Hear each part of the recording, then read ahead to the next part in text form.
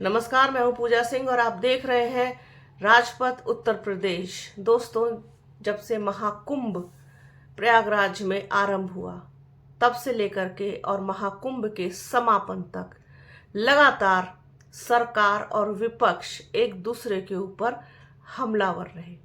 जहां विपक्ष ने सरकार को इस बात पर घेरा कि प्रयागराज में आयोजित कुंभ मेला जो इतनी बड़ी आस्था का केंद्र है, वहां पर किस तरीके से बद इंतजामी के चलते लोगों ने असुविधाएं उठाई।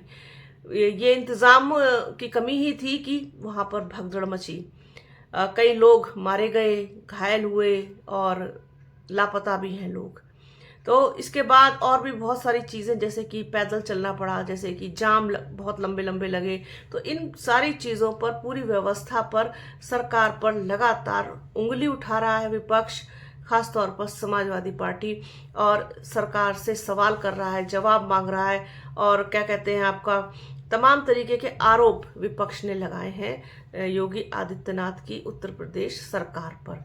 अब जो समाजवादी पार्टी के मुखिया हैं अखिलेश यादव, उन्होंने एक बड़ा सवाल फिर कुंभ मेले से जुड़ा हुआ ही कर दिया है सरकार से, और जवाब मांगा है और एक सलाह भी दे डाली है, जिसके बाद अभी तक उत्तर प्रदेश के मुख्यमंत्री की कोई प्रतिक्रिया इस पर नहीं आई है। बल्कि ये कहा जा सकता है कि योगी आदित्यनाथ की बोलती एक तरीके से पूरी बंद कर दी है। अखिलेश यादव ने क्या कहा है, उन्होंने अपने सोशल मीडिया हैंडल एक्स पर एक लंबा पोस्ट लिखा है।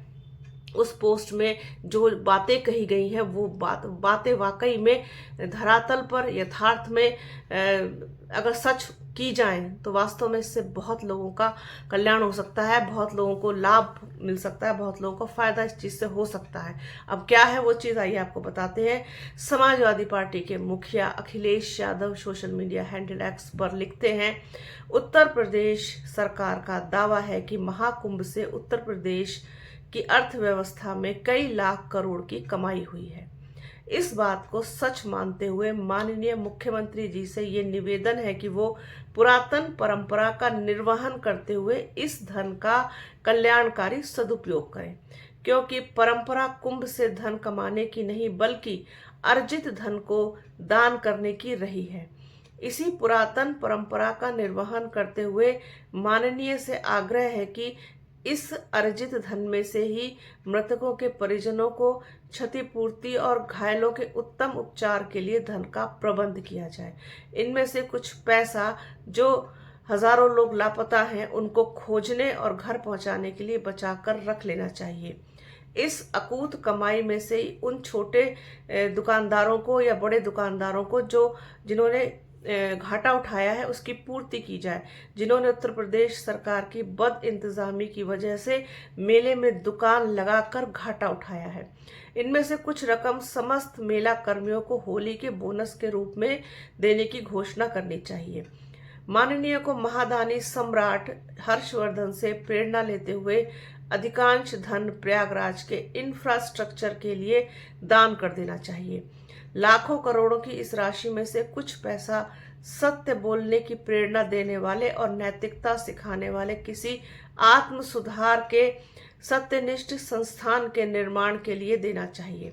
और इन सब के बाद भी अगर कुछ धन बच जाए तो उन मीडिया कर्मियों और कैमरामैनों को दे दिया जाए जिन्होंने आपके कहने पर कैमरा वहां नहीं लगाया, जहां महाकुंभ के गोरख धंधे के सच का भंडाफोड़ करती हुई सच्ची तस्वीरें थी।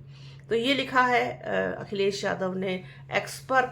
योगी सरकार को, उत्तर प्रदेश सरकार को निशाने पर लिया है और उनसे जवाब मांगा है, साथ ही साथ उनको सलाह भी दी है कि जो कुंभ मेले से कमाई हुई है उत्तर प्रदेश सरकार को, उसका उपयोग किस तरीके से किया जाना चाहिए, बल्कि यूं कहें कि सदुपयोग किस तरीके से किया जाना चाहिए, वो सलाह अखिलेश यादव ने योगी आदित्यनाथ को दी है कि किस तरीके से विकास कार्य में लगाया जाए, उस पैसे को प्रयागराज का इंफ्रास्ट्रक्चर सुधारा जाए साथ ही साथ जो लोग मेले में अपनी जान गंवा चुके हैं उनको इस पैसे में से कुछ हिस्सा मिले, साथ ही साथ घायलों को मिले, और जो लोग लापता हैं, अपने घर से बिछड़ गए हैं, उनको दिया जाए जिससे कि उनकी सहायता हो सके।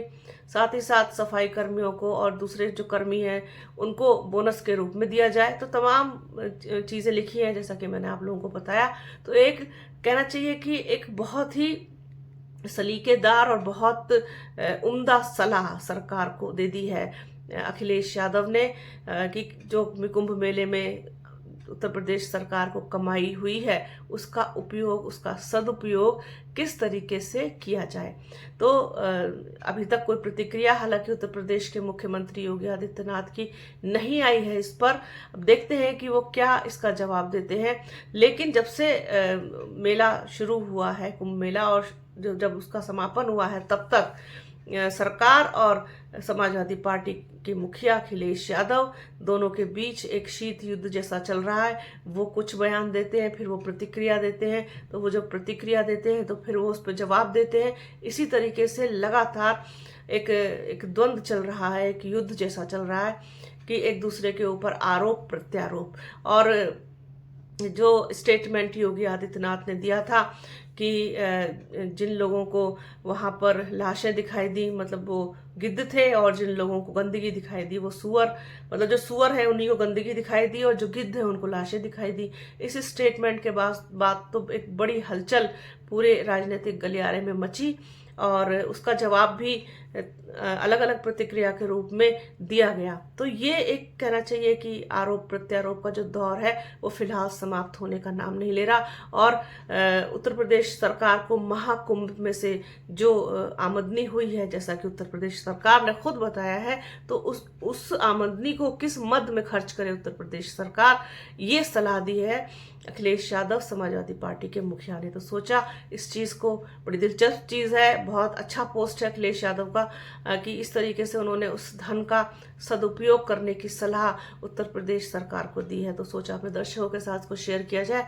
तो बने रहिए आप हमारे चैनल के साथ, हमारे चैनल को लाइक कीजिए, शेयर कीजिए, सब्सक्राइब कीजिए, बेल आइकन घंटी जैसी आकृति जरूर दबाइएगा जिससे कि आने वाले वीडियो का नोटिफिकेशन आपको मिल सके।